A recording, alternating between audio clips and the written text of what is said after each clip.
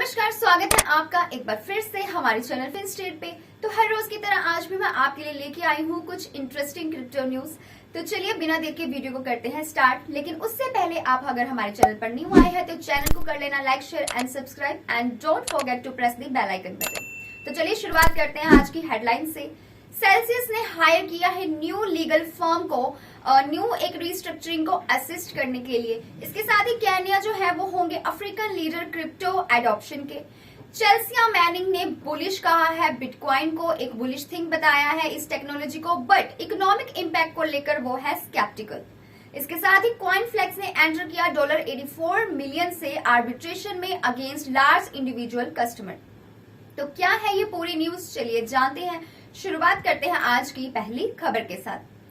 Crypto currency lander Celsius जो platform है उसने ट्राई किया है, वो ट्राई कर रहा है एक जो हाइपोथर्मिया की प्रॉब्लम है उससे ओवरकम करने के लिए, जो कि क्रिप्टो विंटर के दौरान हुई है। एंड वो चाहते हैं कि एक बार दोबारा से वो अपनी पोजीशन को गेन कर ले, दोबारा से वो मार्केट में रिलायबल सर्विस को प्रोवाइड करे। इसके साथ ही वो एक बार फिर से अपनी क्रेडिबिलिटी को दोबारा से वो गेन करना चाहता है। एंड इस गोल को अचीव करने के लिए उसने टर्न किया है लीगल एक्सपर्ट्स की तरफ। वॉल स्ट्रीट जर्नल के अकॉर्डिंग जो ये सेल्सियस है इसने हायर किया है law firm Kirkland and Ellis LLP को। एंड साथ ही उनको ये भी एडवाइस किया है कि वो इस सारे प्रोसेस को दोबारा से रिस्ट्रक्चर करना चाहते हैं ताकि उनका फाइनेंशियल बर्डन जो है वो इजी हो सके, जो कि बहुत ज्यादा कंट्रोल से बाहर हो गया था एक टेरा के कोलैप्स के बाद, कुछ जो लीडो का एसटी इथेरियम टोकन है उसकी डीपैकिंग के बाद, एंड कुछ जो जनरल स्लम्प देखने को मिला क्रिप्टो मार्केट में उसके दौरान। तो ये जो रिस्ट्रक्चरिंग होगी ये एक कोर्ट अप्रूव्ड प्लान होने वाला है, जिसमें कि जो कंपनी है वो रीऑर्गेनाइज करेगी अपने पे को, अपने क्रेडिटर्स को वो देने वाली है विद इट्स मींस। इसके साथ ही इसमें इंक्लूड होंगे parcel payments, board changes, merger and acquisition processes, साथ ही ट्रांसफर्स ऑफ राइट्स एंड कुछ और भी सॉल्यूशंस है जिनको यहाँ पे कंसीडर किया जाएगा। इसके साथ ही बात करें अगली खबर की। 8.5% केन्या की जो पॉपुलेशन है, 4.25 मिलियन जो इंडिविजुअल्स है वो पोसेस करते हैं डिजिटल करेंसीज को, जो कि हाईएस्ट एडॉप्शन रेट है अफ्रीका में यूएन रिसर्च के डिस्कवरी के अकॉर्डिंग। इसके साथ ही एक जो स्टडी की गई है यूनाइटेड स्टेट्स में यानी कि यूएन में, जहां से ये डिटरमाइन किया गया है, ये पता चला है कि 8.5% केन्या की जो पॉपुलेशन है वो ऑन करती है डिजिटल एसेट्स को, जो कि अराउंड 4.25 मिलियन पीपल को बनाती है। इसके साथ ही ये कंट्री को एक लीडर भी बनाती है क्रिप्टो करेंसी एडॉप्शन में अक्रॉस अफ्रीका, जबकि ग्लोबली अगर बात करें तो यूक्रेन जो है उसका रैंक इस पे पहले नंबर पे है विद 12.7%। इसके जो रेजिडेंट्स हैं वो होल्डर्स हैं, वो क्रिप्टो करेंसीज का यूज करते हैं।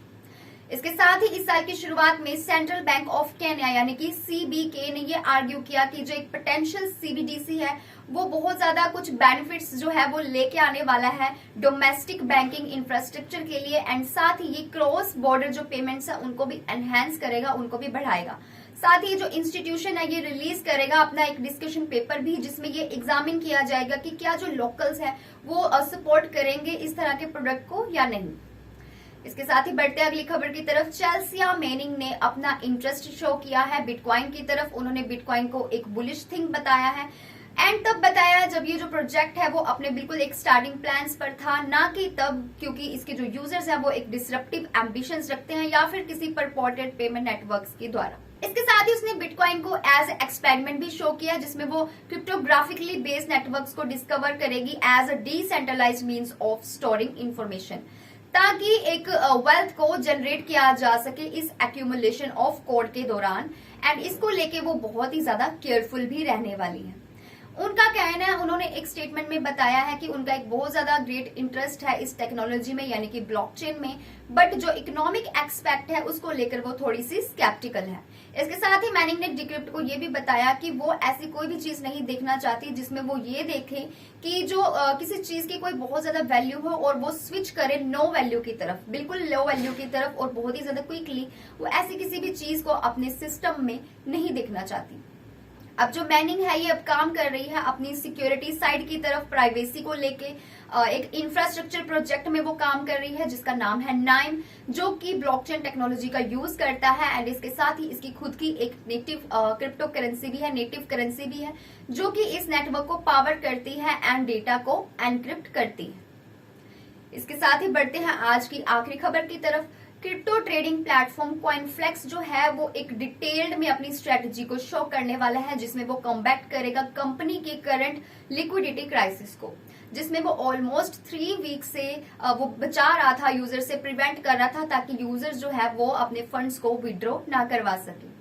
एंड इसके पीछे का भी रीजन अगर आपको बताऊं तो ब्लॉग पोस्ट में सैटरडे को founders सुधु Arumugam and mark lamb का कहना है, उन्होंने ये अनाउंस किया है जो कंपनी है वो एंटर करेगी आर्बिट्रेशन की तरफ हांगकांग में, जिसमें वो अपने जो लॉस थे $84 मिलियन का जो लॉस थे उसको वो रिकवर करेंगे एक लार्ज इंडिविजुअल कस्टमर के द्वारा।